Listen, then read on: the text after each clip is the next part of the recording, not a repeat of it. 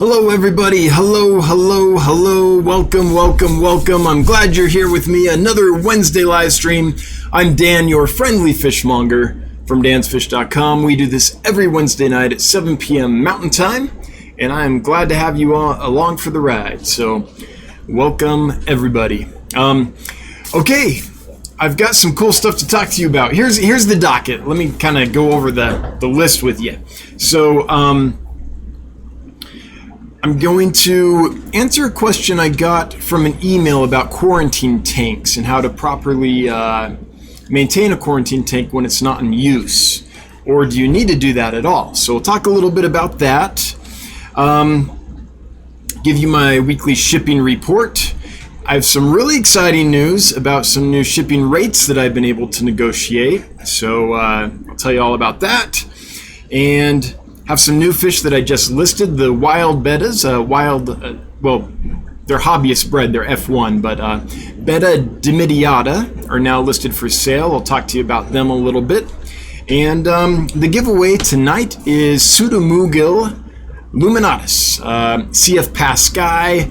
They're a beautiful little blue eye rainbow fish. And we'll get into all that in just a moment.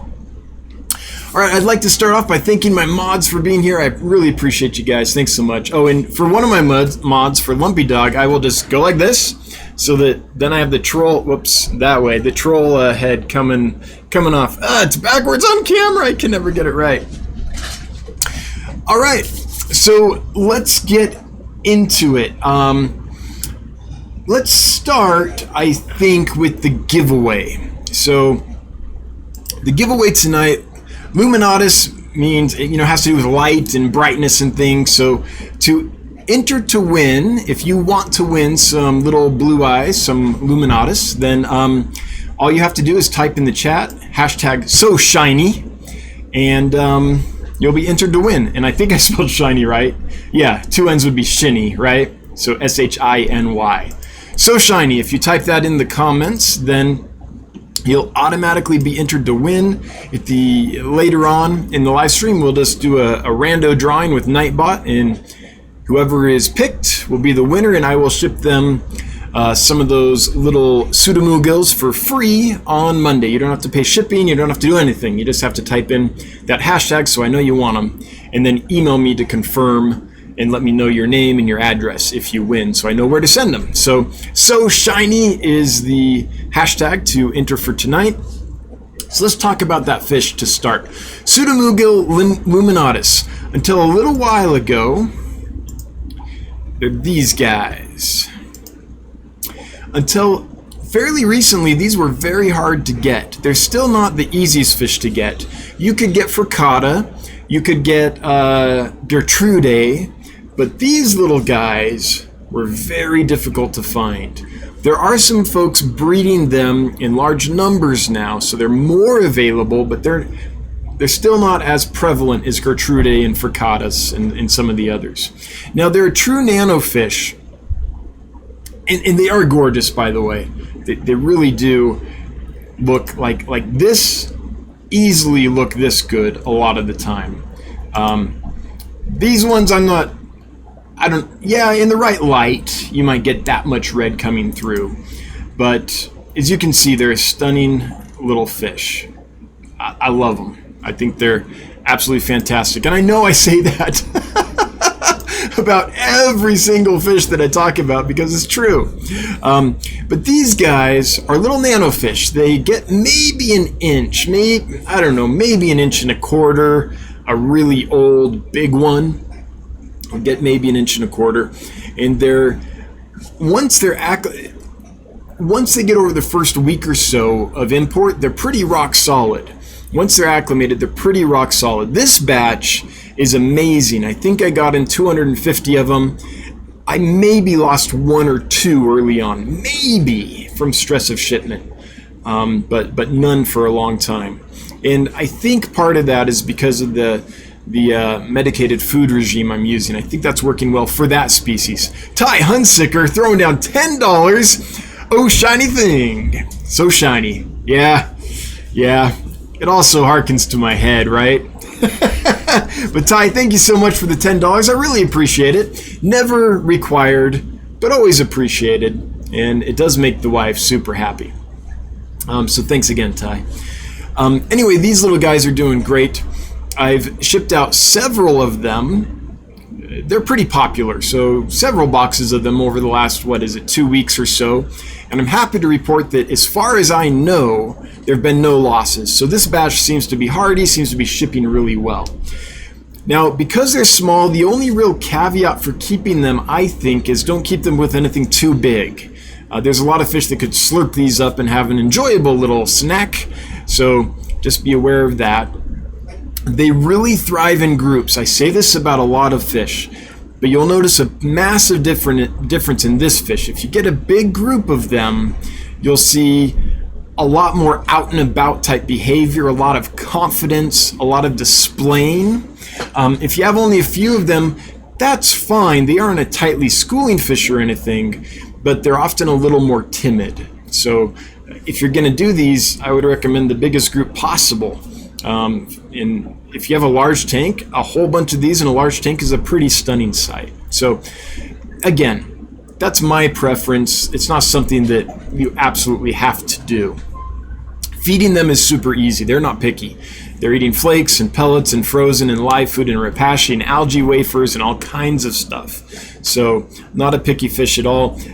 A few times a week, I make a point of squirting a bunch of baby brine shrimp in the aquarium because they love that, and it just is it's a good way to get fish to gain weight quickly. When they come in from import, often they haven't eaten in a while, and so for little fish like this, I like to do that just to bulk them up. And these are bulked up. These are not emaciated. They're nice, hardy looking, sturdy looking fish at this point. They're very easy to spawn as well. They eat a lot of their eggs if you don't have the right kind of spawning material. They're notorious egg eaters. But if you have a fairly thick spawning mop, and thick is important because then they can get in far enough and lay their eggs that they're not likely to go in and eat them. If you have a thick enough spawning mop, you can get lots and lots of eggs from these guys. They're the same as the other pseudomugils or the non-annual killifish to incubate. You can pick off the eggs, put them in a solution of water. They'll hatch for you, and they're tiny. These are really small when they hatch. And so you feed them little tiny rotifers or infusoria or green water, or they will eat little powdered food that you put on the top as well. They're not super difficult to feed, even if you don't have live foods. So, really peaceful. If anyone's wondering about attitude, they're extremely peaceful. And once they settle in and learn the aquarium and the feeding regime and things, they're pretty quick to the food. So you can keep them with most other small peaceful fish, even pretty active fish. In my experience, they haven't been big jumpers. I had a question about that this week, if they jump. I've never seen one try to jump. They're not like a wild type betta or a killifish where it's like, yeah, it's gonna jump for sure. I always keep tight fitting lids on all my tanks to keep the fish in the tanks and to keep the humidity out of the air. I like a nice, comfortable place to work in, so it keeps evaporation down, controls temperature, and keeps fish in the tanks. So because of that, sometimes when people ask me, does a fish jump, I just don't know, because they don't jump in my tanks because they all have a tight fitting lid like always. Unless I occasionally forget to replace the lid after feeding or water maintenance or something, which every now and then I'll forget. But besides that, they always have a lid on. So often I can't speak to that. These fish I've observed a lot though, and when I put the net in or do maintenance or something, they don't tend to swim up and want to jump. They swim over and under plants, away and under some plants is what they do, some floating plants. They do tend to stay in the upper, I would say, half of the water column.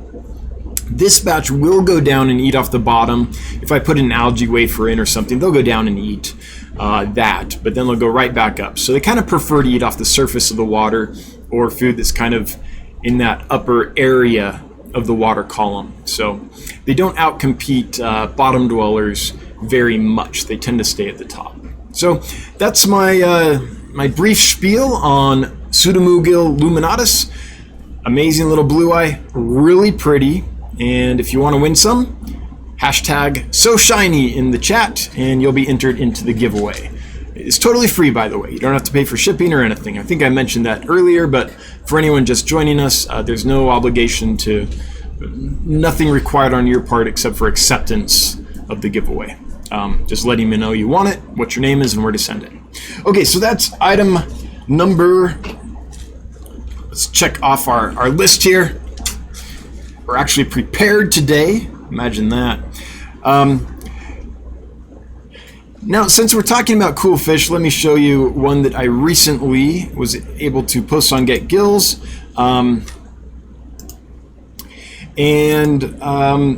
are hobbyist bred fish. These are not wild. These are F1 from wild parents. Hobbyist bred right here in the United States. This is Betta dimidiata. Peaceful, wild type betta. Here's a female. Just a close-up of his grumpy face. Here's a male. Another female. And a somewhat decent picture of the male. This picture kind of shows the extensions on the anal fin and the dorsal fin. What it doesn't show very well is the long extensions on the caudal fin, which is what makes this species unique. You kind of see it back here. I couldn't get a good picture of that.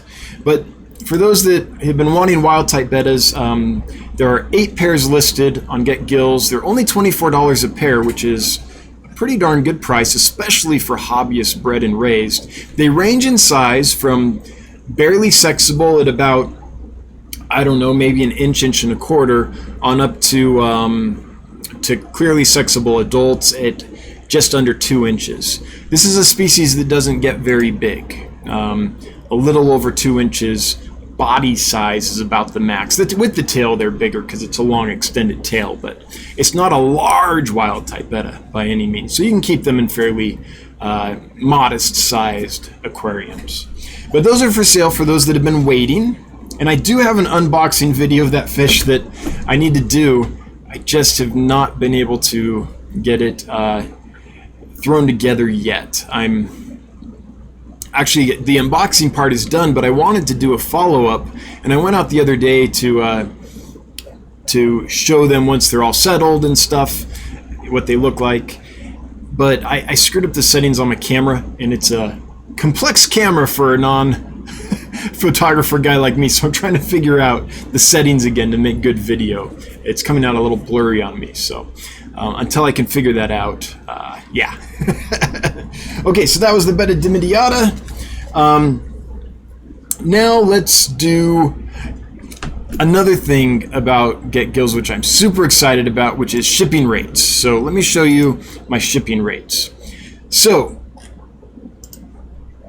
okay, so how I've been shipping is UPS for the last several months. Last week, UPS delayed my packages, like all of them. And a few weeks before that, they did it.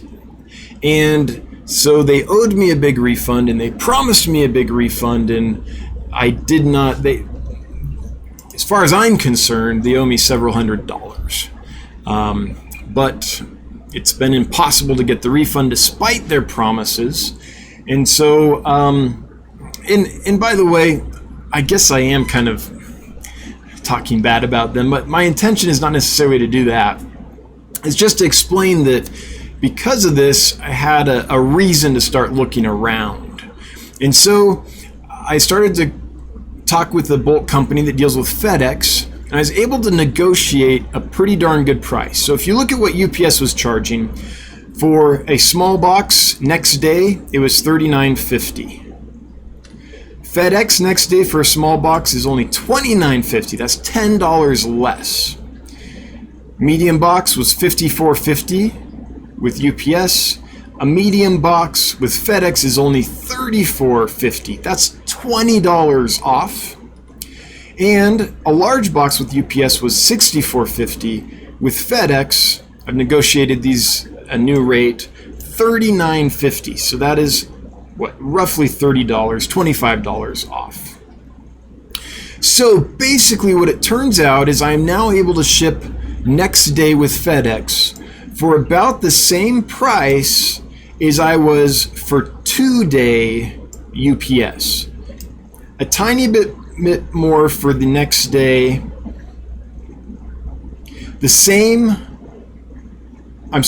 for small. Yeah, so 2-day with UPS was $29.50. Next day with FedEx is $29.50. Medium box, it was $25. So it's a little bit more, $29 to $34. So it is a little bit more than 2-day, but it's substantially less than next day with UPS. So I've changed my shipping options on Get Gills. I'm now shipping all next day FedEx.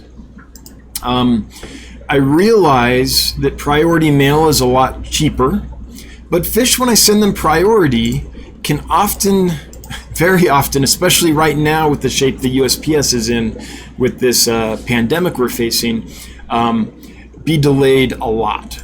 So even with no pandemic, it would sometimes they would get there in 2 days. That would be great, but often it would be 3 days, sometimes 4 or 5 days. And this happened pretty much weekly, where there was a percentage of the boxes that were delayed quite a bit. And so I'm going to go ahead and stick with FedEx next day, because at that rate, that's a very reasonable rate for that service. And I realize that'll price some people out, and I apologize for that. That's not my intention. However, it's so much less stressful for the fish if they only have to be in the mail one night. I drop them off in the evening on Monday. They get to you Tuesday, usually late morning or early mid-afternoon. So that's just so much better for the fish than being in a box for several nights, right?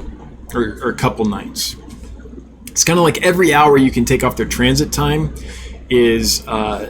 increases the gradient for success and for long-term health when they arrive to you, the customer, substantially. So that's what I'm going to do. So I apologize to anyone who is like, ooh, that's too much for shipping. I wouldn't do that. I realize there's people that ship priority, and you can go there. I get that. And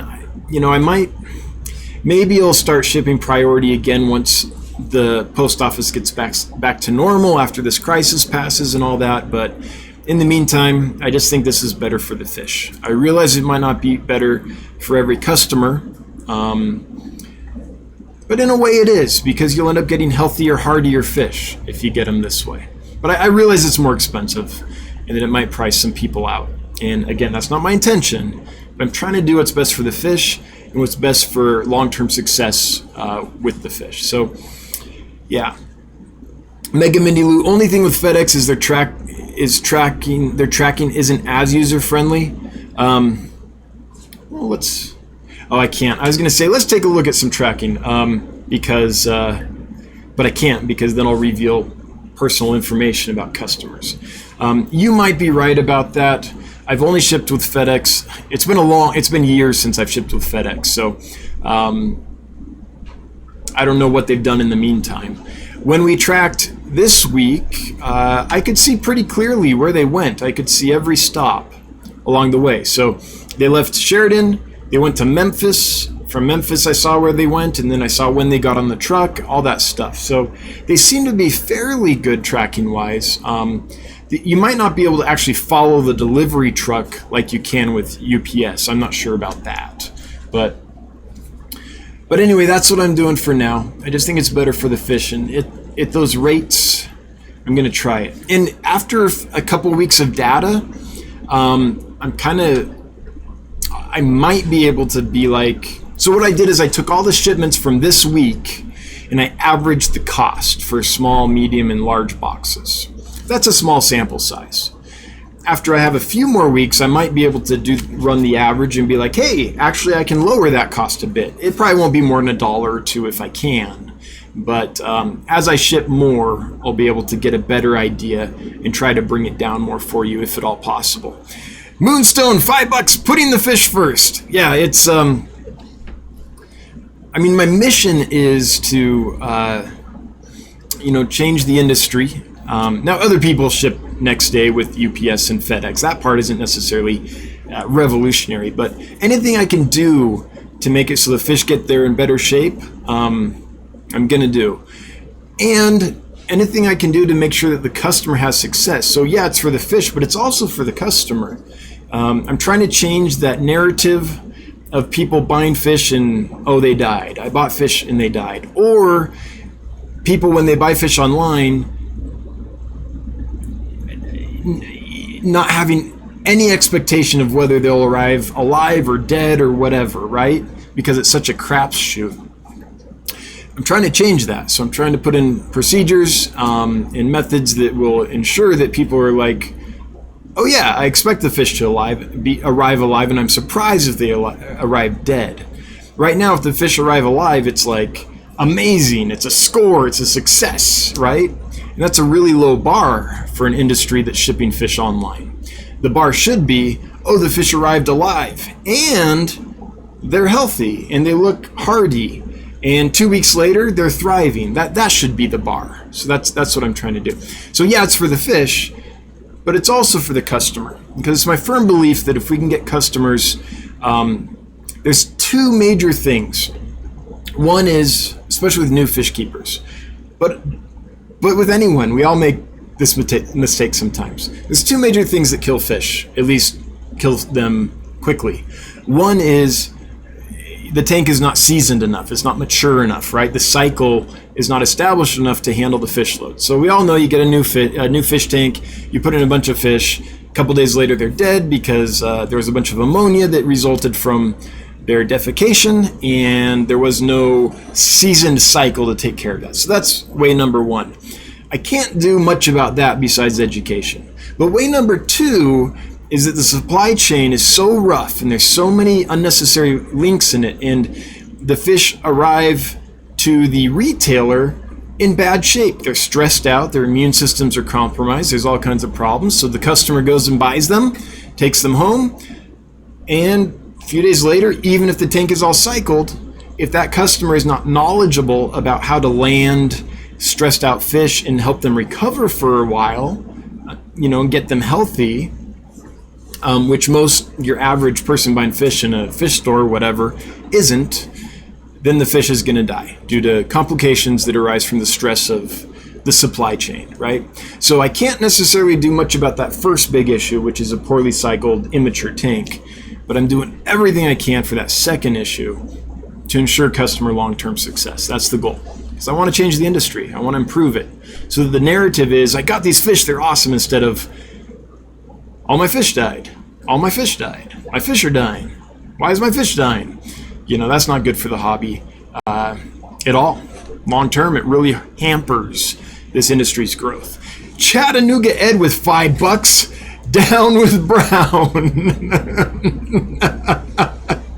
I'm not quite sure what that means. The only thing I can think of is an old saying that we used to say in California, because there was always a drought and we were trying to conserve water, which was, if it's yellow, let it mellow. If it's brown, flush it down. But thanks, Ed, for the $5 super chat. I really appreciate you. By the way, best troll goatee ever. Yep, love it.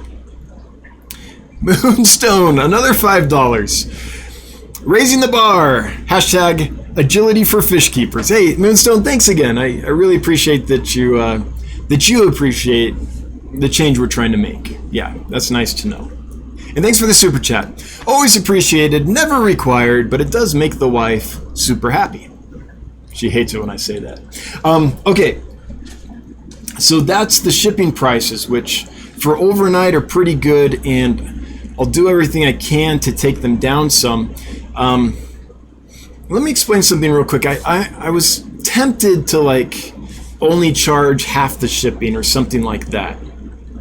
I know there's companies, shout out to Imperial Tropicals, I think they do a good job. I really like Mike, I like his style. And I think their FedEx rate, or their next day shipping rate is less than mine. I think it's like 15 or 20 bucks or something. So I was like, maybe I should do that. But it didn't work. I crunched the numbers for my business model. I think the reason Imperial Tropicals gets away with it is they're selling, generally, they specialize in African cichlids. And those fish are generally a lot more expensive than most of the fish I sell. And so, since they're able to put more dollars worth of fish in each bag, because they're selling fish that cost quite a bit, not always, but in general, then they can put enough fish in a box that they can afford to help cover some of the shipping, lose on the shipping, right? I calculated that, and I'm like, man, I've got neon tetras, I've got Danios, I've got lots of different fish. Some of them are expensive. Some of the fish I sell are a lot, but a lot of them aren't. A lot of them are $6. A lot of them are $2.50. A lot of them are $8, something like that. So I did the calculations. If I fill a box full of fish that don't cost a lot of money, and I eat some of the shipping in order to try to save my customers money, what ends up is my profit margins become unsustainable. Basically, there's not enough money in the box that I can cover that differential. So I did think about it. I'm constantly trying to think of ways to make things better for the fish and better for the customer and affordable for everyone. But at this point, I just can't do it. It will put me out of business eventually if I do it. Now, maybe as we grow and get more things in and get more things that cost more and are able to have a different kind of value per box that we send out, maybe I'll be able to do some of that. And I hope to do some of that. But I just want you to know I tried. I thought of you all. It just didn't work out in the math. All right. Now the last thing before I answer the question about quarantine tanks and get to your questions and comments is a shipping report. I'm happy to say that all the fish I sent this week, I sent them Monday. They all arrived on Tuesday because we did FedEx overnight for the first time in a long time. And they all arrived alive as far as I know. I did not get any report that there was any problems. All the reports I got were, hey, everything's good. So I think we're good. Now, I do want to talk about last week because last week wasn't quite so good. Last week, the shipments were delayed and there were a few losses. I think there was one DOA and then I think it was 3 fish that passed away within a day or two. It might have been 2 DOAs and then 3 fish that passed away a day or two later, and they were the fish that were delayed is what happened. And even then, I do pack them to withstand delay, but it didn't happen in this case. It didn't work out. So I always want to be upfront and honest. This week, 100%. Last week there were some delays in shipping, and even though I pack with those, anticipating those, there were some issues. But again, not much. We sent out many fish last week. I don't remember how many, but lots of fish last week. And I think there might have been 4 or 5 total when you combine those that didn't arrive alive and those that might have passed away within a day or two due to stress. So, all right, so that's the shipment report for this week and last week. With that, let me answer this question about quarantine tanks. And I think this is useful. I've heard versions of this question several times, so I think it's something that lots of people are wondering, which is why I'm bringing it up now. So a customer, hang on, sorry, my jacket's falling off onto the floor. A customer reached out and was talking to me about quarantine tanks, and I replied with, I misunderstood the question or what she was getting at, and I replied with, I'd recommend a quarantine tank. If you don't, it's a time bomb. Maybe you'll get away with it for 10 years, but at some point you're going to have a problem. And she responded and said this. I misunderstood. She said, no, I'm a firm believer in quarantine tanks. Just trying to figure out if I should always keep one up and running or set up when and as needed. I do have a spot for a 10-gallon. Also, if I still choose to keep one up and running, how do you make sure the beneficial bacteria stay alive? Also, if you keep one up and running, do you necessarily have to have the heater on when no fish are present in the tank? Thank you for your response. And I responded and said, hey, that's a good question. Instead of doing a long email reply, I'm going to answer it in the live stream tomorrow. She's like, okay, good, that'll work. So that's what I'm doing. So first off is the question, do you need to keep a quarantine tank set up and cycled at all times, even when you don't have fish, right? Let's say you only get new fish in, I don't know, 6 times a year. All the other time, does it need to be set up and running? Let me get into that first. It depends a little bit on what you mean by quarantine. So I tend to quarantine fish. I'm changing some things now, but in general, I quarantine fish in tanks that are just freshly set up for all intents and purposes. They aren't bioactive. There's no cycle, there's no filter, nothing like that. And I do that because I prophylactically treat with antibiotics. And if I did that in an established tank that was always set up and always cycled and fully biologically active, the medications I use would kill that biological system and kill the cycle, and there would be a lot of ammonia that resulted from all the death of all that bioload from the antibiotics. So the way it depends. If what you want to do is prophylactically medicate, especially with an antibiotic or copper can be really hard on a biofilter.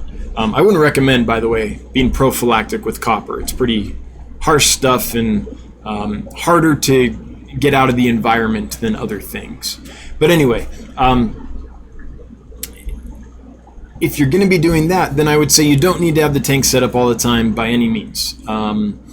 There's no reason to. You can set it up, do your week or so of antibiotic treatment, and then remove them if all is good at that point. You're just not feeding during that period. However, that's not what most people do. That's what I do because I'm an importer. So I import lots of fish, and it's important for me when they're stressed a lot from freshly being imported to give them the best chance possible. So that's why I do things that way.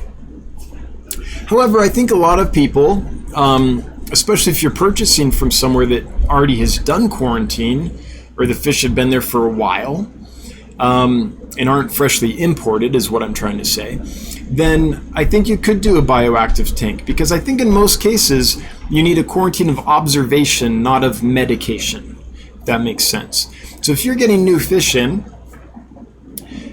then what I would generally recommend, especially if they aren't freshly imported, is you put them in a tank and you just observe them for 2 weeks, maybe for a month, depends, but you just see if any issues develop before you put them in with your prized collection. Because if you don't, they could be carrying something that doesn't manifest until a few days or a week or 2 weeks, whatever, after they arrive, and then you put that into your prized collection, and everything in there now has an issue, right? It has a virus, or it has a bacterial infection or a parasite, right? So that's the reason for quarantine of observation. And that works really well. If I was a hobbyist and I wasn't importing all the time, what I would probably do is I'd probably have a bioactive tank set up, fully cycled, ready to go all the time, and I would probably only medicate with something like an ick medication when new fish arrive, because that doesn't hurt the cycle, and ick is such a prevalent problem with shipped fish. So that's probably how I would treat that. So I'm going to say no, you don't always have to have one set up, especially if you're going to medicate prophylactically. But if you're not going to do that and just observe, then yes, I would always have it set up. So the next part of your question, also, if I choose to keep one up and running, how do you make sure the beneficial bacteria stay alive? You can do that lots of ways. You can do that by keeping a small population of fish in that tank all the time and only removing them when you get new fish into quarantine. You can do that with live food, like if you get yourself a bunch of blackworms or a bunch of snails or anything that eats and poops, really. You just keep a colony of that going in that tank, and then they will keep the cycle going just as much as fish and fish poop does, right? So that's an easy way to keep the cycle going if you want to have a bioactive quarantine tank, but you don't have fish to keep in it all the time. The benefit of that is that if you did that, then when the new fish came, you'd have this nice bunch of live food, and you could put them in that tank, and you've also been culturing live food in the meantime that you can feed everybody, right? So that's the benefit of that. Now, the other way you could do it is just not have a tank set up at all. Run a couple extra filters in your other aquariums that are set up. And then when you need to have a quarantine tank, you just take this, I don't know, 10 gallons that's been sitting in your garage or whatever, set it up, let the water age for a couple days, in bubble for a couple days to gas off and all that, and then put in your filters that are extra in the other tanks. So you have basically filters ready to go at any time. The issue with that is that's a pretty good method, but it doesn't always work because an aquarium isn't just a filter. An aquarium's a full ecosystem, so that's not as stable as having a bioactive tank set up all the time. But it can be a way, if you want a bioactive quarantine tank and don't want to have the tank set up when you're not using it for quarantine, it's the best way I can think of to make that possible. So hopefully that answers the question. And yeah, that's my thoughts on it. Yeah, I think that was pretty thorough. All right, so with that, I'm through the docket. We're done the list. And I'm on to your questions and comments. So I am in live chat, check. And if you have a question or comment for me, if you would make it at Dan's Fish, then it'll highlight for me and I can see it. And I will probably not miss it. So, yeah, let me get a drink and I'll get right to that.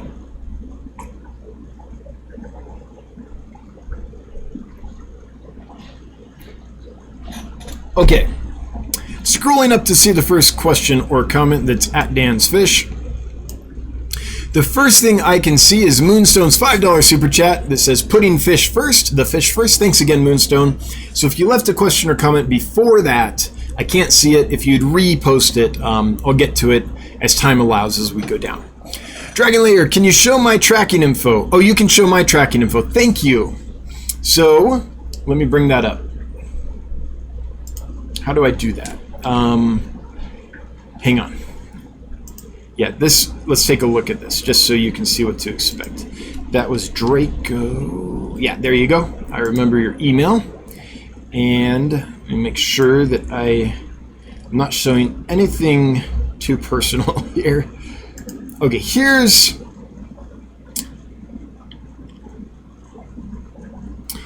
and let's see. You know, sometimes, yeah. You know, thank you so much, Dragon Layer. I appreciate that. However, there's an issue, which is now that it's delivered. Oh, wait, it does. It allows me to expand the history. Okay, so it does. This is what it shows you. This is when it was dropped off at Sheridan, 4:53 p.m. It left at 5:10 p.m. Went to Memphis, got there at 12:05 a.m., so at midnight it arrived in Memphis. It left Memphis at 3:47 a.m., got to Atlanta, Georgia at 5:46 a.m., got on the truck for delivery at 7:59 p.m., a.m., and was delivered at 9:06 a.m. So that's pretty detailed. Mega Mindy Lou, that's detailed enough for me. That what UPS does do something different, which is they allow you to more or less actually see the progress of the delivery truck as it goes through. So, and by the way, I think the latest package that I'm aware of arrived at, 3 or 4 p.m. in the afternoon. If you're able, like if you aren't busy at work and can't get there or whatever, if you're able, you can call your local FedEx office, I suppose you would call it, and ask them to hold the package there for pickup. And then, like that got on the truck at 7-something in the morning. If it got on the truck at 7-something in the morning and didn't get to your house till 3 p.m., right? That's a long time that it's just out and about for no reason. If it's convenient for you to go pick it up at the FedEx office. So if you can, it's always, I think, a good idea, especially in winter or when it's really hot in the summer, to call your local delivery office and say, hey, would you hold that for pickup? And then you can usually go in, fairly early in the morning and pick it up so they don't sit on the truck for several hours, if that can be avoided. So that's always nice if we can do it. I realize, some people are like, dude, I got a job. I get it. It's okay. No judgment. But even then, if you can get to it after work, if you can get to it after you get off work and before they close, then that might be good if no one's there to accept the package when it's delivered at your home, because then at least it's been in a warehouse or an office that's more likely to be temperature controlled. So anyway, enough of that. But thank you, Dragon Lair, for allowing us to do that. Rockford Fish Keeping. I have had tracking with FedEx that it was the 19th of the month and it showed scans on the 19th, 20th, and 21st. Yeah. I've had stuff like that with every carrier where there's just a glitch in the system. And as a guy that runs a website, that runs getgills.com, I totally understand what it's like to be like, oops, didn't see that in the code. Like, I get it. There's little glitches and stuff that happen occasionally. Down with the brown, Chattanooga Ed. All right. Here we go, Rockford Fish Keeping. Down with brown. Oh, UPS is brown. Oh, got it. Thanks. Yeah, I'm real quick on the uptake tonight, aren't I? Duh, how did I miss that? Yeah, thanks for clarifying. My pea brain isn't calculating fast tonight. Makes sense. Makes total sense. Dragon Lair, when you gave me the shipping info, there was a link on the FedEx page to get driver updates you could sign up for. Oh, okay. So you can get the driver updates. You can actually follow the delivery truck, it sounds like. Yeah, Mega Mindy Lou, maybe they didn't used to have good tracking, but it seems like now they've upped their game. It seems like FedEx tracking is pretty good. The Chubby Guppy said a minimum purchase for shipping discount. Yeah, I've thought about that too. Okay, let me disclose the real straight talk here, the actual numbers. My profit margin is 40%. After all the expenses and things, that's before anyone gets paid or anything, by the way. It's 40%. So I'm working on some affiliate programs to help spread the word, to help market Dan's Fish and let people know what we're trying to do. Because, my channel, I've got a little under 9,000 subs. I'm not a big channel. There are people that know about this and come, and we're getting the word out and things, but to reach a broader group, I need some help. And I've looked into, I've done test marketing with Facebook and things. I've looked into marketing specialists and hiring marketing firms and things, and it seems like the best way to do this is going to be probably affiliates. So I'm working on some stuff there. When I do that, 40% margin, affiliates will get 10%. So now my margins are down to 30%, right? It's not a lot of wiggle room. Then let's say it's a $100 order. And let's say that shipping would cost, if I discounted the shipping at $100, just for easy math, let's say that would cost the company $15. Well, then you take 15% basically off. So now we've got 10% off for the affiliate, another 15% off. Now our margin is only 25%. So it really quickly, when you're in a business like this, it really quickly gets to the point where your margin is sucked up by anything extra you do. And that's the reason that right now I'm not going to be able to do that. It would have to be something ridiculous, like buy $300 worth of fish and get,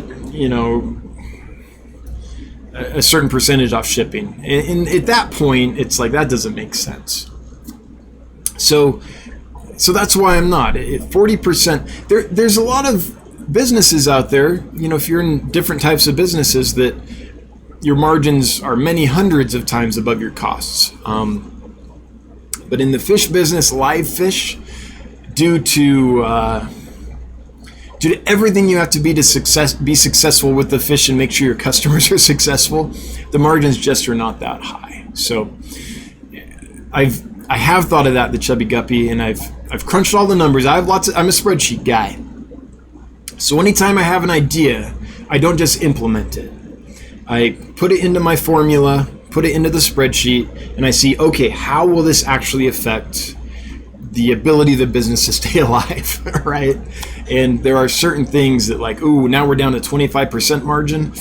That's way too slim to be sustainable. If anything went wrong at any time, that would be a big problem. So it's just the type of business we're in. Now, again, as we grow and get volume, then we'll be able to do some other things. Maybe we'll be able to do more SKUs that are more profitable, or not more profitable, but that costs more, so that when they go into the box, each box is worth more on average. And then we can maybe eat some of that cost to help with shipping. But there's stuff I would like to do, and then I do the math, and it tells me if I can or not, basically. And I just have to go with what the math says. If I don't, I won't survive. So, yeah, it's a good idea, though. Just doesn't play out at this point. As we scale up, it might. Flower Whisperer Miles, if you lower your price, you sell more. Yes, but there's no point of doing all the work to sell more when you're not making any margin on what you sell. So you can do a whole lot of work really hard, and end up negative. You can do a whole lot of work really hard, and not be profitable. So, of course I could lower my price, and of course I could sell more, but selling more to make nothing is just a lot of work. Yeah. At this point, now, economies of scale are a little different. So when we build the warehouse and we have much more to offer, then I'll look at that in the spreadsheet and see what it says. And if I can, I will lower my prices. But I have my prices put at what they have to be at to maintain the margin I have to stay in business. It's that simple. It's math. And I've tried other things in the past. I know what it's like to work really hard and sell tons of fish, and then at the end of the month be like, oh, yay, we made $100 of profit this month. We sent out hundreds of boxes and we made nothing. Like, we did tons of work and we made $100. Like, that's not a tenable business. Yeah. But I hear ya. Wish I could. Rockford Fish Keeping, a great promo would be free 40 breeder with purchase of a neon. Yeah, and then I get to ship an aquarium, because that won't break. Because the carriers are always so gentle. I love it, Rockford. Dead Fred 821. Good evening, sir. Good evening, sir. First timer here. How's it going? Going great, and good to have you, by the way. I've seen other YouTubers shout out your username, so I know you're out and about. Good to have you here. Glad you made it. Glad you found it. Jeff Chambers, FedEx isn't delivering Amazon packages anymore. It's all UPS and their own drivers now. I'm sure they have a lot less to deal with. Not sure how the pricing compares. Well, whatever happened, they needed me bad enough that we were able to negotiate a pretty good price. And we had an intermediary. There's a company that I'm going through to get that rate. But Amazon's gonna probably be delivering all their packages at some point, pretty much. So it's gonna have an interesting effect on all of those delivery services. Yeah, interesting. It'll be interesting to say what happens. Lumpy Dog, every one of my quarantine tanks turns into a permanent tank. I think that's every fish keeper's problem. Yep. Then I have to go buy another Q tank. It's a vicious cycle. That's how we get to world peace. Yeah. That's how we get to 3x our current number of tanks. Quarantine tank. Oh, they're so good in there. Oh, wait. Now I have more fish. New tank. Yep, that's how you grow. For sure. I love it. It's so true. So true. Well, I'm seeing lots of comments and questions, but not necessarily anything highlighted for me. Okay, here we go. Sorry, we jumped. We did the jumpies. Oh, and I missed some super chats. I am sorry. I am getting to those. Sorry, chat did that thing. Here we go. Before I get to Lights Rona One Shome, maybe I said that right. Before I get to that, Fishion Tanktix with $1.99. Thank you, Fishion Tanktix. I appreciate it. And then I see that there's another one that's yellow down there, but it won't. See this? It like won't let me click on it, and I can't see who sent it. So I will just scroll down real quick to find that in the chat. There it is, Terrence Blayton, $10. Thanks, Terrence. Always appreciated. Never required, but it super helps. I got 10 of the Luminatus Blue Eyes. I want more. Let's do this. All right. Hashtag so shiny, and we might do it. I'm glad you got 10 of them. Hope they do well for you long term. Hope you get babies. They're an awesome fish. Very unique. Very unique. Okay. So, Lights Rono One Shome. What's your opinion on medicated foods for a quarantine tank? So I don't know. I just started using medicated foods a couple weeks ago. I've been hesitant to use them because you never know exactly what dosage you're putting in. It's hard to be quite accurate with them. So it's kind of like, well, I guess they're getting the right dosage. You know, what if they eat one flake and then another fish that's the same size in the same tank eats 20 flakes? Who got the right dosage, right? So, but I'm trying them. They're new enough to me, though, that I don't have an opinion on them. The only opinion I have on them so far is that often when I get new fish in, they don't feel like eating for the first few days, or they're not used at all to the foods we use in America in our tanks. So I already see a limitation on medicated foods, which is simply not all the fish will eat it, or not all the fish will eat it right away. And for antibiotics, I want to be using them with the fish right away, right when they first arrive. The whole idea is give them a break to help them recover, make it so their immune system doesn't have to work quite so hard as they recover from the stress of shipping. So that's the limitation kind of factors that I see so far, but I'm new enough with it that I don't have a firm opinion yet if it's something that I'm going to continue or not, or something that I find really beneficial or not.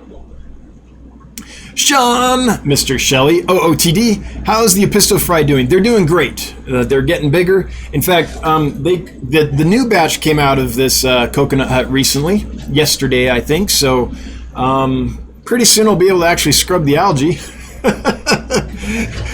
Algae, isn't it fantastic? And then the previous batch is doing good. They're growing up. Epistos don't grow, they're not killifish. They don't just grow super fast, but they're definitely eating, they're growing, they're on baby brine shrimp, and they're doing good. Kayla's Aquatics, do you show the new fish other than the betta? Do you show the new fish? I only showed them in the unboxing video.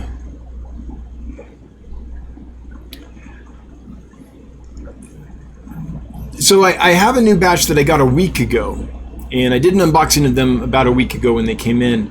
Those I haven't shown yet. Maybe I need to do a video update and just take everyone around real quick style and just show you how everyone's doing. So maybe I'll do something like that.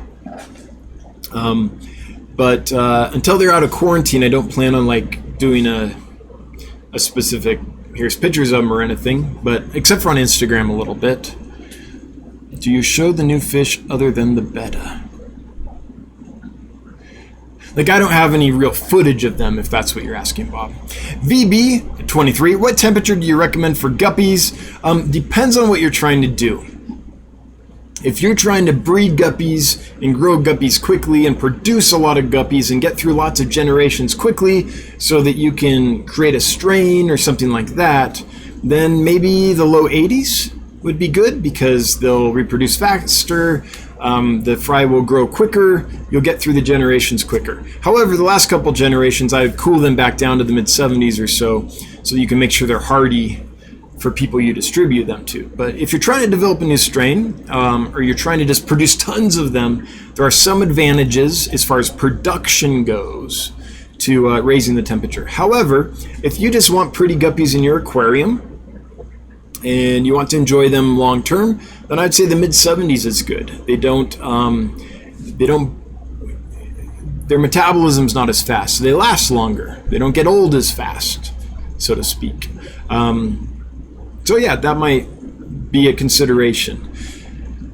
However, even if you're raising the temperature, once again, this is important, I think. If you are raising the temperature to really crank through for production, it's always nice, if the last couple generations you can take that temperature down so we don't get strains that like only thrive, like discus do at those high temperatures. That's what's happened with discus in a way.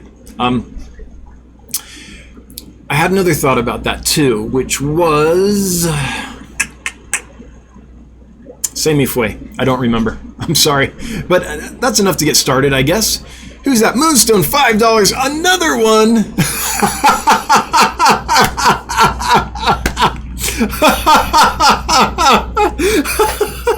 I love you, Moonstone. I'm so glad you're here. Screenshot say...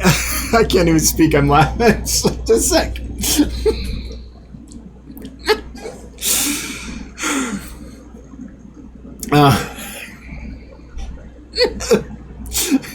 Hang on, got it.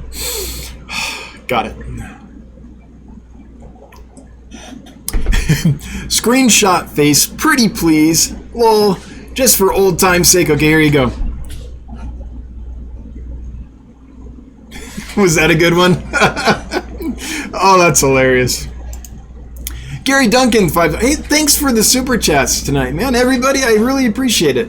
I know that there's a lot of uncertainty right now and everything, and I'm just thrilled that you guys find enough value in this, even with all that going on, that you're willing to super chat. Thanks so much. It means a lot. It really, apart from the fact that it helps the bank account, it also means something. I appreciate it. Thank you.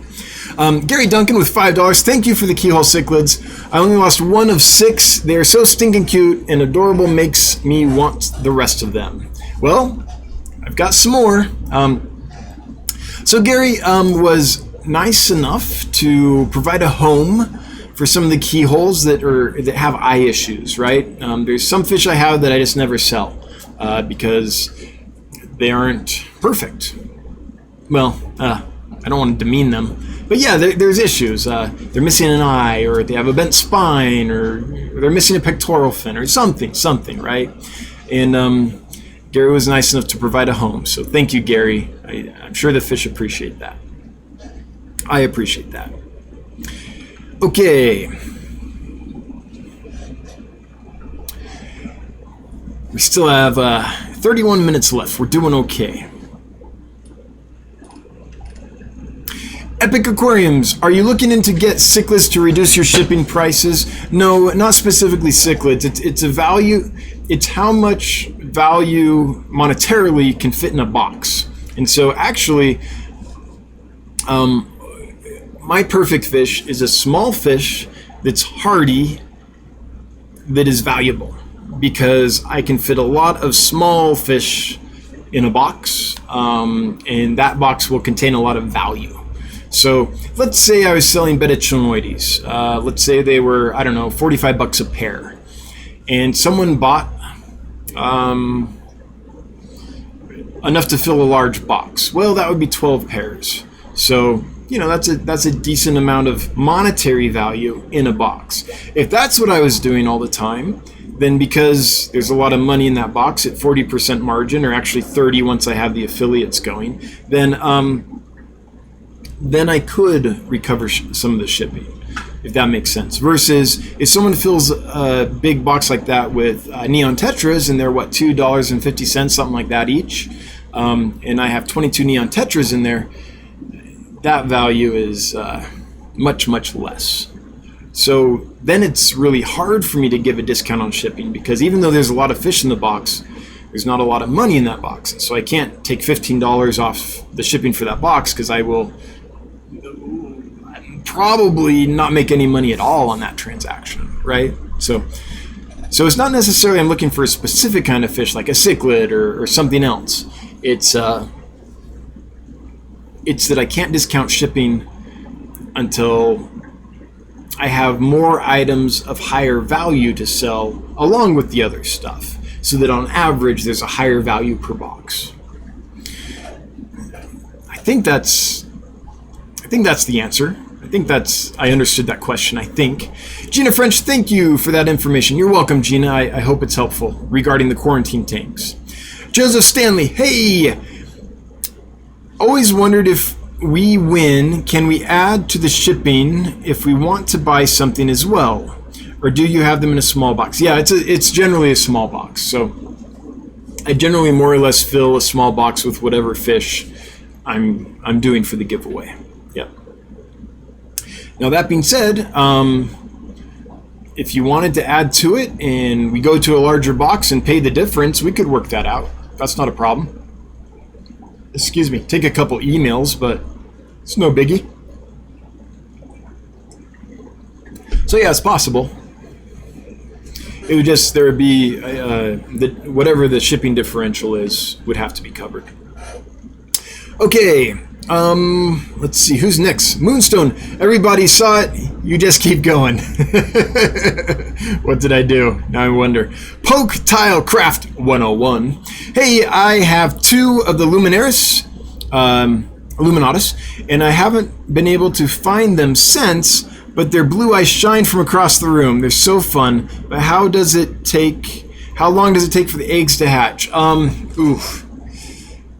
know, I don't pay attention a lot of the time. There's people that like Chase's Fishes. If you want to know how to breed a fish, go to chasesfishes.net or .com or .org, one of those. Because he keeps a notebook of they spawned on this date, they eyed up at this date, they hatched at this date, they were free swimming at this date, they could take baby brine shrimp on this date. Like, he does all that. I don't. I just kind of breed them and raise them and enjoy them. So I can't tell you for sure. I'm gonna say 12 to 15 days as a guess. That's my guess, something like that. I'm sure someone here breeds that species. HC Aqua, do you breed them? If so, have you kept count of how long they take to hatch? Am I right? 12 to 15 days, somewhere around there. Poke Tile Craft. Oh wait, already got that one. Yeah, I love them too. They're shiny blue eyes. I didn't mention that in the description. They do. They have like a lamp eye going on. The Chubby Guppy, best source for brine shrimp eggs. Here's how I get brine shrimp eggs. I go on eBay and I look for the cheapest pound of brine shrimp eggs I can get. And then I go to Amazon and I look there. And then I do a general Google search and look there, and go to Brine Shrimp Direct and look there. I kind of do those 4 things. And I get whichever can I can get for the lowest price. And I don't care what the hatch rate is. 85, 95, 90, it doesn't matter to me. So that's how I do it. So and it tends to vary. It's like a stock. One week there'll be this much, the next week there'll be more, a month later there'll be less. Like it really varies. So every time I need to buy them, I dig in deep to try to find the best deal. I don't think I've found one source where I consistently buy from, because I'll buy from a source. Next time I need to buy, I'll look at their price and compare it to other prices, and usually I can find it cheaper somewhere else. And then when I need them again, it's happened again. So yeah. But if you're looking for just a reliable source, Brine Shrimp Direct, that's kind of one of the things they specialize in. Victoriartis, how do you handle water quality and water changes in your non-bioactive quarantine tanks? Thanks for the stream. It's a good question. I've got a big video, actually a whole series of videos on how I quarantine, and I go into that in detail. So just really briefly, the answer is I don't put bio waste load in there. I do not feed the fish while they're in that setup. So when I get new fish in for the first week while they're being treated with antibiotics and they're in that kind of really sterile non-bioactive system, I just don't feed them. And they get a 40% water change, 50% water change every day. So that really helps. So even though I don't feed them, there is some metabolic process happening, right? So there is some waste discharged. But that 50% water change every day takes care of that. Every now and then, fish will come in really skinny and obviously need food more than antibiotics. And so then I make that judgment call and do something different. But in general, that's how I handle that. I just make sure there is almost no biological waste being produced in those tanks and do large frequent water changes. Taylor Foy, what are the differences? Hang on, I'll get to that, Taylor Foy. I should clarify this. So I realize that it seems really cruel to not feed fish for a week, and they would prefer to eat, I'm sure. But in my experience, generally, sometimes they come in very emaciated, but generally what they need more than anything is just a chance to settle down and give their immune system a break. So that's why I choose to do that. Also, we got to remember they're ectothermic. They're cold-blooded. You and I have to eat a ton very often because we're warm-blooded.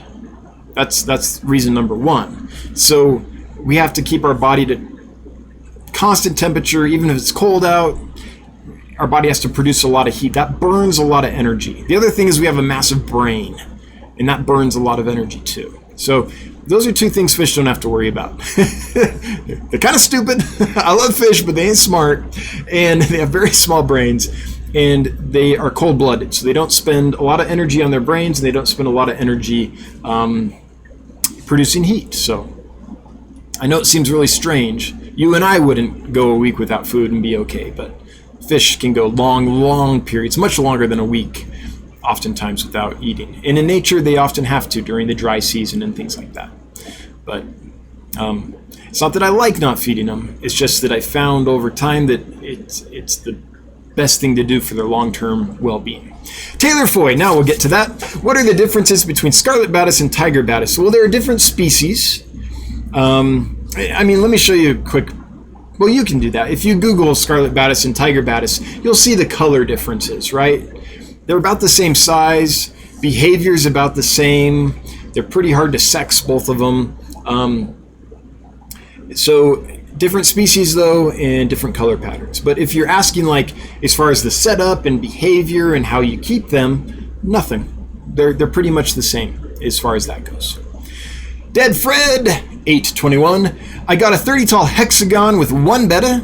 Oh man, that's a mansion for a betta. It's got to be one happy betta. Just getting back into the hobby after 2 decades. All right, welcome back.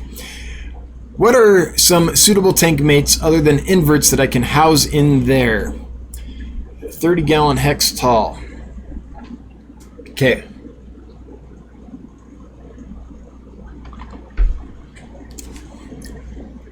I mean, this is super obvious, but like Cory cats would be great. And that's not a big footprint on the bottom, so if you can find some like adult Habrosus, there's three there's 3 species of kind of miniature cories, pygmy cories that we have available. Pygmaeus, Histatus, and Habrosus. I could be wrong, but I think Habrosus gets a little bigger. So that's probably the one I'd go for. And what I'd look for is some kind of pygmy cory species, and I wouldn't get them small. I'd get them at almost full grown, just so the betta doesn't pick on them too much. But I think a school of a pygmy cory that's of a good adult size would be great in there.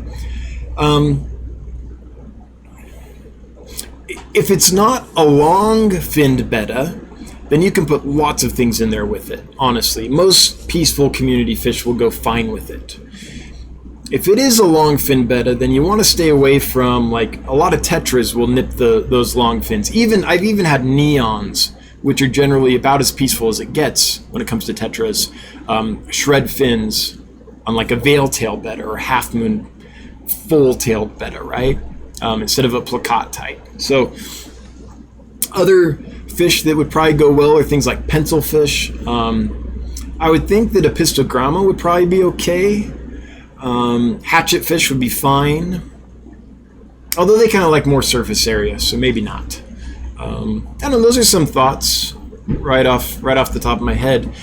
Anyone else here that keeps bettas with other fish? Would you list stuff that you've had success with? I mean, the major things to avoid are things that the betta will nip the fins of, long flowing fins, or things that are so fast to the food that they'll outcompete the betta, right? Or things that nip flowing fins if the betta is a long fin variety. So, hope that's helpful. Hex tank apologist. I'm so sorry. I have a hex tank. Oh, I'm sorry. What is your go-to medication for mouth fungus? Having a long-term problem with some neon tetras and growths on their mouths. Thanks. Hex tank apologist, I don't have a good go-to medication for fungus because I almost never deal with it. So when I do, it's always been a very mild thing, and ick medicines tend to take care of that. Anything with formalin or malachite green in it, like Ick-X or Fritz Mardell, Quick Cure, would probably be a go-to. But for an actual real raging infection, I don't know for sure. I just don't have a lot of experience with fungal infections. It hasn't been a thing that I've had to deal with a lot. So I would recommend you go to this website and see if you can find something here on that. It's loading. Just a sec. I've got a lot of windows open, so it's taking a little bit of time, and then I can show you this bookmark. There it is. This is an oldie but goodie. This is AmericanAquariumProducts.com, and there's all kinds of information that you can read here about different medicines and different types of infections and funguses and things like that. So that's what I recommend digging in there, because I haven't had to do much of that, so I don't know a lot about that. Michelle Lucia, if we are feeding live foods, frozen bloodworms, etc., should I be deworming on a regular basis? If so, every 3, 6, once a year? Michelle, I'm trying to think if it's not something I've ever done. I will medicate fish when they first come in. I'll do lots of medicines to try to help them recover and to try to clean them up before I add them to my collection. But once they're in my collection, if they're healthy and robust and there's no problems, then I never medicate them again. So that's my take on that. And there's different schools of thought. If you talk to discus people, a lot of them routinely medicate their fish. Just because they're paranoid, those discus divas. But I don't think I've encountered a situation, even though I feed live foods and things, where I've had a healthy batch of fish just suddenly develop parasites from live foods or from frozen foods. So it's not something I would worry about. Now, some people do that, but it's never been something I've found the need to do. And with medicines in general, I think if there's not a need for it, and I'm no veterinarian. Let's get that off. Let's make that very clear. But in general, medicines are stressful, right? They put stress on your liver, your kidneys, or whatever system metabolizes them. And so, they're slightly toxic often. So if I don't have to expose the fish to that, I just don't. Now, if you're continually having problems with parasites, then maybe that's a different story. Then it's maybe like, hey, in order to keep these fish healthy, periodically I've got to do these rounds of parasite treatments. But I'm not in that situation, so I definitely don't do it. I guess what I'm trying to say is, unless there's a need, I wouldn't. 44 Mad Guy, not one, but 44 Mad Guy Fishing More. Hey, haven't been here for a while. Welcome back. Hope you and your family are doing well. We are. I was wondering if you had any knowledge on sumps. Hardly any. Don't use a lot of sumps. So there are 1,000,001 like YouTubers out there that are way into sumps and show detailed setups and things. So I'd refer you to them. I'm just not that knowledgeable about them. I'm a sponge filter guy. I like it simple. But if I had a nice tank in my living room, maybe I would want a sump, right? Maybe I'd want to hide all that filtration, have it all in the cabinet underneath. But I don't know. From day one, I was kind of like a rack system type of guy. even as a young kid. So not necessarily like a big display guy. The closest I get is canister filters. So when I do have a display tank, I'll just get like an FX6 or something and use that underneath. But yeah, who's the guy on YouTube that does all the neat builds of different filters and things? Is it Fishman out in Canada? Oh, let me find this. This guy is awesome. Let me find this. Fishman.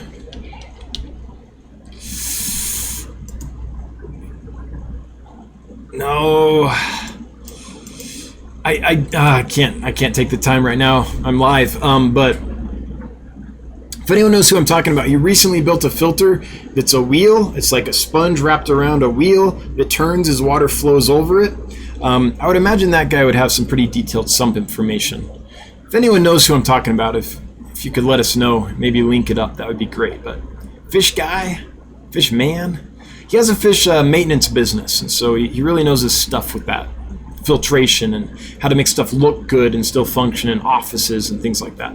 Dragon Lair, I got the Darios to eat some marine copepods today. Awesome. Yeah, they're not picky as long as it's live or frozen. And marine copepods are perfect size, high in essential fatty acids and things. Yeah, awesome. I'm glad to hear that they're eating for you. Hopefully they've colored up. I mean, those black tiger Dario are pretty amazing fish. Just made it to Terrence Blayton's $10 super chat. If you're wondering how far behind I am, it's pretty far. But we've got a few minutes left. 13 minutes. We can do this. We can get to the bottom. Skipper's Aquariums, I'm here. Sorry for not being here last week. No problem, Thomas. I get it. I'm just grateful anytime mods show up and help. Like, it amazes me. It's an amazing thing that you guys do. And there's no obligation, for what I pay you, Thomas. You do what you can, and when your family needs you, go take care of them. We got it. If it ever gets to the point where the mods are like, man, this is getting to be a lot, we need more help, just reach out, let me know, and we'll find some others to add to the mix. But I think we're pretty good. Okay, Jeff Chambers made a spawning mop and pulling some eggs from the free Ivan Sophi that I have. I get like 6 a day. Hope I can raise them. Fingers crossed. Indeed, fingers crossed. I hope you do too. What an awesome species. Okay, for those that don't know this species, this is, I've only been able to get them once. Oh, and I loved them. This is similar to the Pseudomuga Luminatus. It gets a little bigger. It's more like a Friccata, I guess, than a Luminatus. But these guys are just stunning. They get some of the yellow, not quite as much as a Friccatus, but then they get this nice red on them too. They are really, really a cool little fish. So, man, I hope you can raise them up and distribute them. They're just not available very often, so it'd be great to get them out there more. Congrats on getting the eggs. I wonder if the fry are big enough for baby brine shrimp or not. If they are, you should be on Easy Street. But the good thing about a lot of those little rainbows or blue eyes is that they'll often eat powdered food off the top, so that's helpful. Pugimus Maximus. Again, I just see like a pug dog in a Spartan outfit from like the movie 300. I am Sparta. Pugimus Maximus is such a great name. Does the brand of breather bags, is double bagging breather bags okay? If you're asking if there's a specific brand of breather bags that I like, there isn't. I've tried Cordon. I've used them all, I think. And one of the main reasons I don't do it is I've never found a way to successfully double bag them. I've heard rumors you can do it. Supposedly, you can take a breather bag, put your fish in it, seal it off. There's no air in the bag, right? Just water and fish.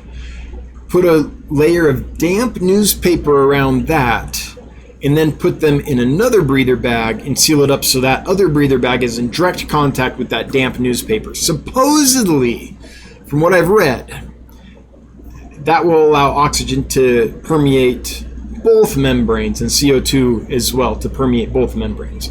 I never had any luck with it though. So that's one of the reasons I stopped using breather bags, because there was no way to double bag them, so there was no way to have a fail-safe against leakage. So, yep. So, yeah, that's my thoughts on that. The Chubby Guppy, you're listed as well as Get Gills on all my sites. Oh, awesome. Thank you. You're spreading the word about Get Gills. I appreciate that, the Chubby Guppy. I really appreciate that. Thank you so much for listing dancefish.com and Get Gills. Yeah, anything that can be done to help spread the word, it's super helpful. And, you know, I've looked at marketing campaigns and all that, and it all just feels false and forced. So I think affiliations and just word of mouth. My whole thing is, if I do a good job consistently, I feel like people will find me, because then people will be like, this was great, and tell their friends about it, right? That's the entire, like, that's how it's been. It hasn't been any, like, I'm going to spend 10 grand on marketing or whatever. I do want to get to that point, because it'll certainly accelerate growth. But until then, word of mouth is great. So anything you, Chubby Guppy, or anyone else is willing to do on that front, that's more important than super chats. That's hugely helpful. Lights Roni 1, show me.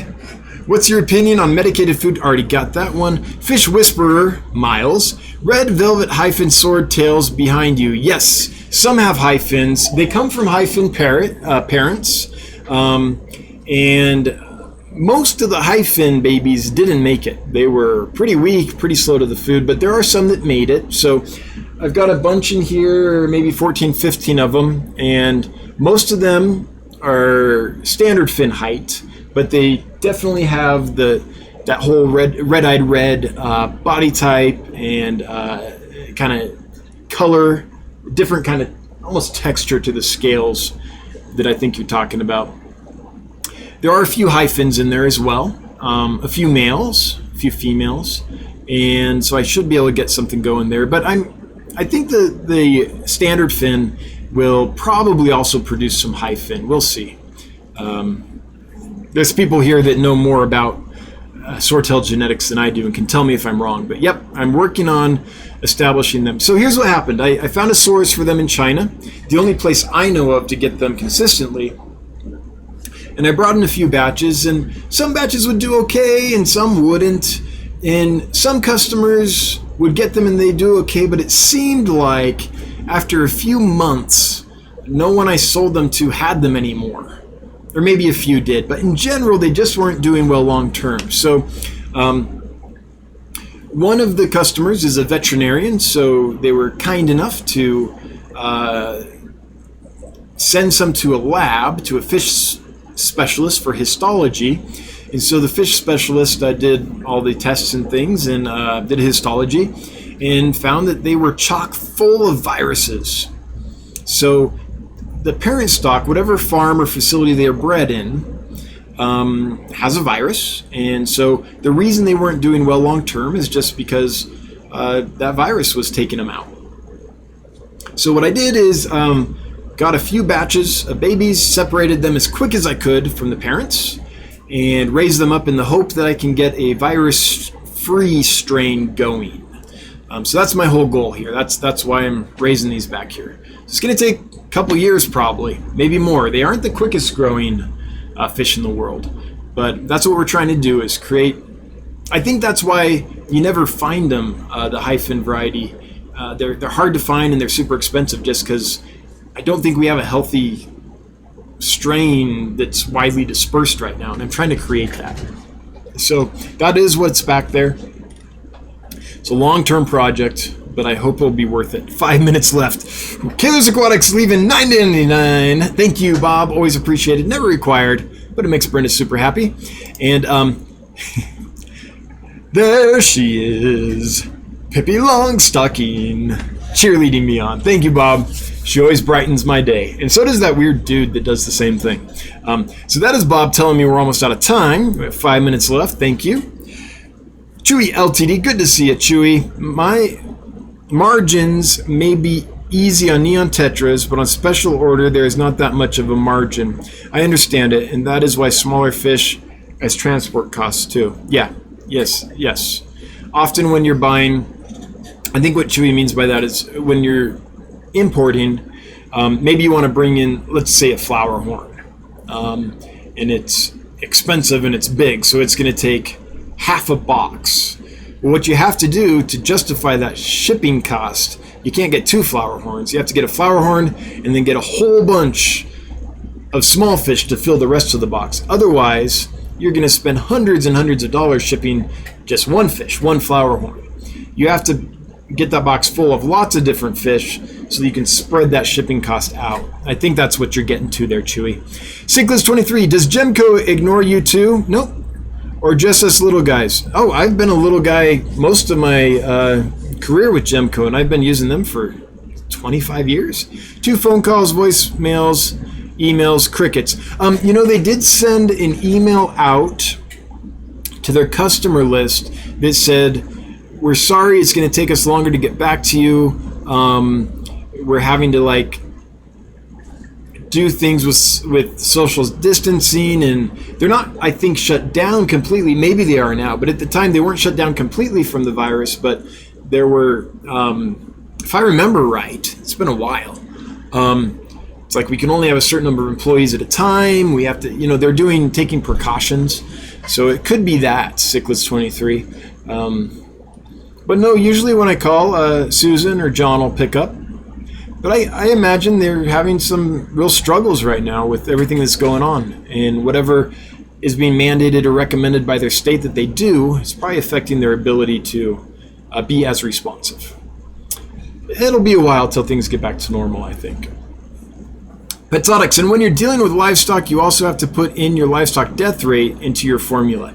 Yes, absolutely. There are losses, and that's one good reason to make sure you have a good quarantine system and know how to treat fish that are stressed.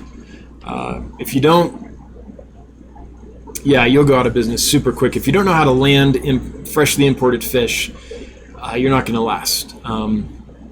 Even if you buy from a wholesaler, they're getting freshly imported fish too. Even if you're not directly importing yourself, wholesalers, often retail stores are selling fish that have only been in the country for a little while, right? Yep, absolutely, Petzotics. Oh, it jumped on me. Moonstone, I had just seen your last one, and then it jumped it on me. Hang on. Almost there. 2 minutes. Ooh, this might be the last one. Oh, I see HC Aqua there. I've been thinking about shipping scuds, but the styro liners bring up the cost on shipping so high. Can you think of a cheaper way to ship them? With scuds, they're so hardy that it might be possible to take some pink insulation, like a roll of that pink fiberglass insulation, and wrap them in that, and then put that in the box. Because you can get a big long roll of that stuff for, I don't know what it would be, $15, something like that. So that might be a way to do it, HC Aqua. They're pretty darn hardy, so that would probably be okay. There it is. Thank you, Poketile Craft 101. That's his YouTube channel. His name is Fishman. Okay, it is Fishman. Great.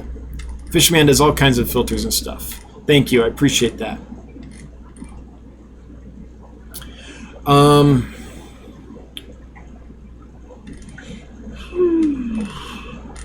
Sorry, it jumped on me. I'm trying to get to that thing so I don't skip Moonstone's comment, but it won't let me get that high. I think I have time for one more. This one is from Fishy Fun 57. I just can't scroll up higher than that. How cold can Neo Shrimp, Coolies, and Black Neon stand in 48-hour shipping? If you have Neons and Coolies in there, I would try to keep the temperature while you're shipping in the 70s. That'll be the least stressful for them.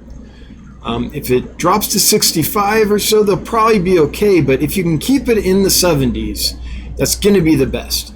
Neo Shrimp 60 is no problem at all.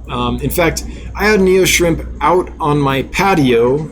Actually, they were crystal red shrimp out on my patio in Santa Barbara, and it would get down in the 40s in the winter, and they thrived in that. They would color up brighter than ever at those cooler temperatures. So I think that in general shrimp can take it a lot colder, but those neons, those tetras and those loaches, if you can keep them in the 70s, that would be ideal.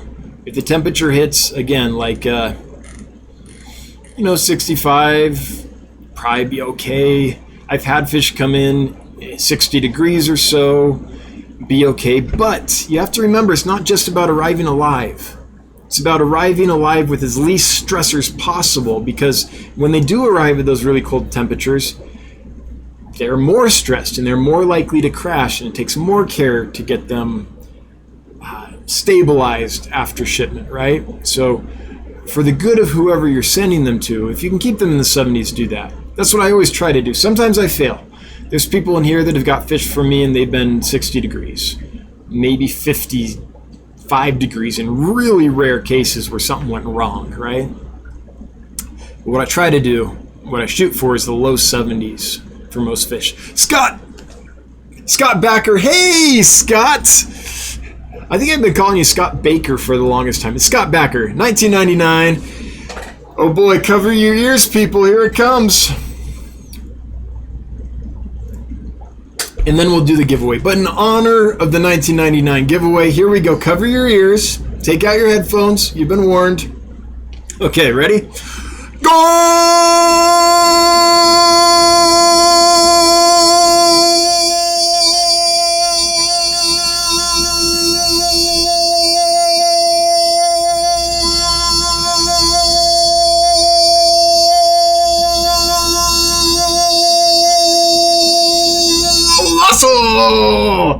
Thanks, Scott. Appreciate the super chat. Appreciate you being an awesome customer, and it's always good to see you, man. One of the few customers I get to see face to face, which is always so fun. Candy overhauls. You know it, Candy. Listen, I lived in Argentina for a while. You can't take the excitement of a goal out of me. It's ingrained. It's done. It's in my DNA. All right. With that, let's get to the giveaway. I see a couple last minute So Shiny's entering in. That's almost like cheating. 180 eligible users, 245 folks here. Thank you for being here, everyone. Glad to have you. That's a great turnout. Okay. We're going to draw the winner in. The winner is Thomas Lynx. Thomas Lynx. That is not a name I recognize. So Thomas, if you're new, welcome and congratulations. You have a minute to respond and say, I'm here, because you do have to be present to win. If you do that, you'll be the official winner. And please send me an email, dan@dansfish.com. By midnight tonight would be great. You are here. Congrats. You won. Please send me an email by midnight tonight with your first and last name and your shipping address so I know who to send them to and where to send them. That would be greatly appreciated. Congrats. And Thomas Lynx, if you have been here for a long time and I'm just forgetting for some reason, I apologize. But if you're new, welcome. Welcome. I'm glad you're here. The Chubby Guppy, $4.99. Thespian Lungs. Oh, yeah. Yeah, you got it. It's all that stage training. It really is. All that vocal work that you do to speak from the stage so people in the back can hear you. Anyway, with that, we're going to end it. I believe Punchy Paints is probably going next in about 26 minutes, 9 o'clock. So let's all go over to Pam and listen to some fun, probably not for children stories. And we'll be back next Wednesday, 7 p.m. Mountain Time. Until then, I really appreciate you all. My mods, thank you. Thank you so much. Everyone that super chatted, super helpful. We appreciate it. It's never required, but it does really help, and it makes the wife super happy. Everyone that left a question or comment, I'm sorry if I didn't get to yours. Sometimes we just run out of time or chat jumps, so I can't see it, but really appreciate you doing that so we can keep it active, keep it lively and interesting. And everyone that's lurking, I feel you. I lurk all the time on lots of streams. Everyone watching the replay, thanks for doing that. I think we got everyone, right? I'd like to thank my manager. I'd like to thank my mother. It's just an honor to be nominated. Anyway, I'll see you next Wednesday. Until then, have a good one. Bye-bye.